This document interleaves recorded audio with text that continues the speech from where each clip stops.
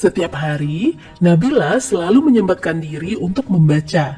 Suatu hari, ia menemukan editorial di sebuah majalah tentang pentingnya gaya hidup sehat.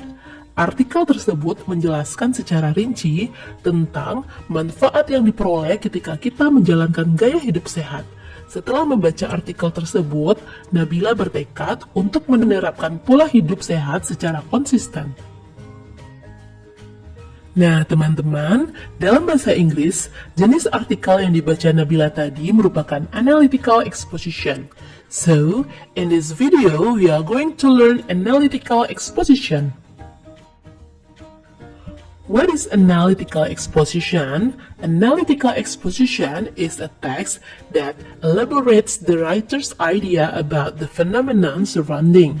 Teks analytical eksposisi merupakan sebuah teks yang menguraikan pendapat penulis secara rinci tentang fenomena atau isu yang terjadi di sekitarnya.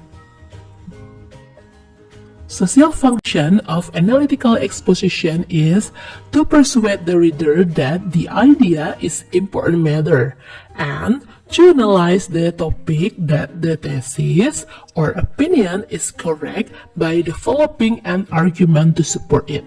Teks analytical eksposisi berguna untuk meyakinkan pembaca bahwa topik yang dihadirkan adalah topik yang penting untuk dibahas, sehingga perlu mendapat perhatian dengan memberi argumen-argumen yang mendukung topik tersebut. And then, where can we find analytical exposition text?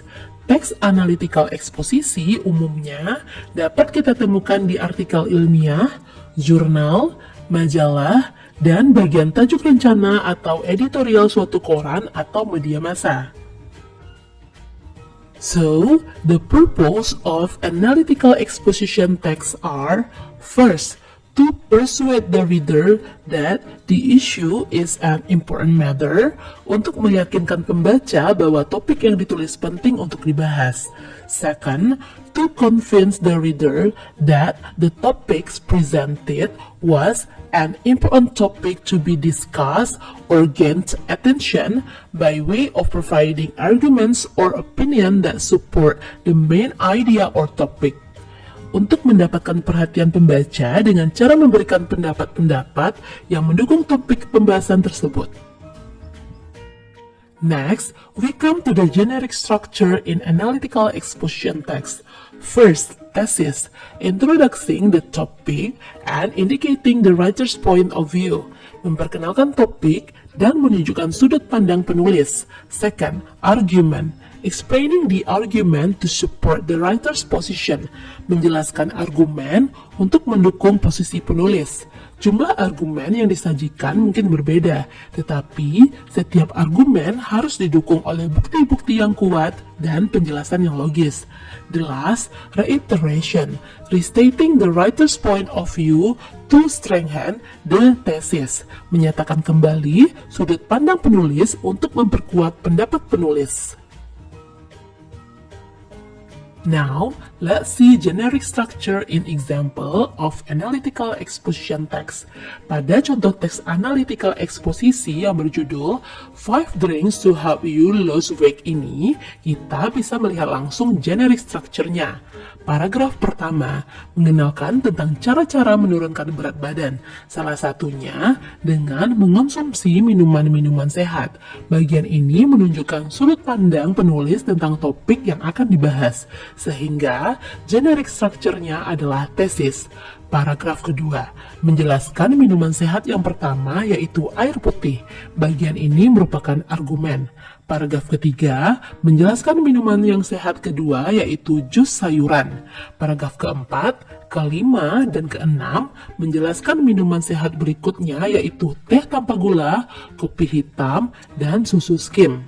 Beberapa paragraf ini juga merupakan argumen. Dan paragraf terakhir mengulas kembali sudut pandang penulis tentang beberapa minuman sehat yang sudah dibahas. Bagian ini merupakan reiteration.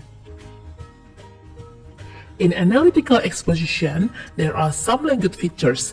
First, using simple present. Menggunakan tenses simple present ditandai dengan adanya to be is MR dan polanya verb 1 or verb 1 plus S or ES. Second, using or expression of stating opinion. Menggunakan ekspresi pendapat seperti I believe, I think, you should. Third, using connective, menggunakan kata bilangan urutan misalnya first, second, finally.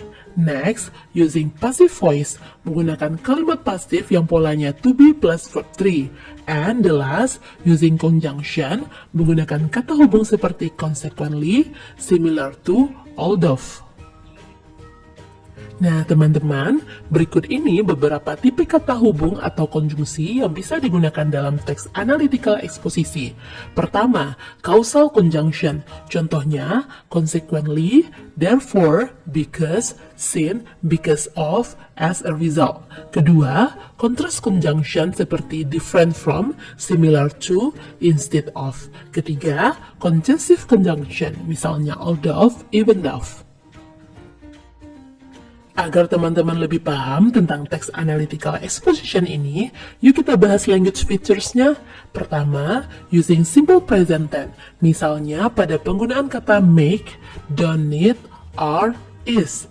Kedua, using connective. Contohnya, firstly, secondly, thirdly, and fourthly. Berikutnya, using passive voice seperti pada kalimat sex predators have been known to pose as younger people. Dan terakhir, expression of stating opinion. Contohnya pada kalimat, you should be aware of the negative sides. Nah, sampai di sini teman-teman bisa memahaminya ya.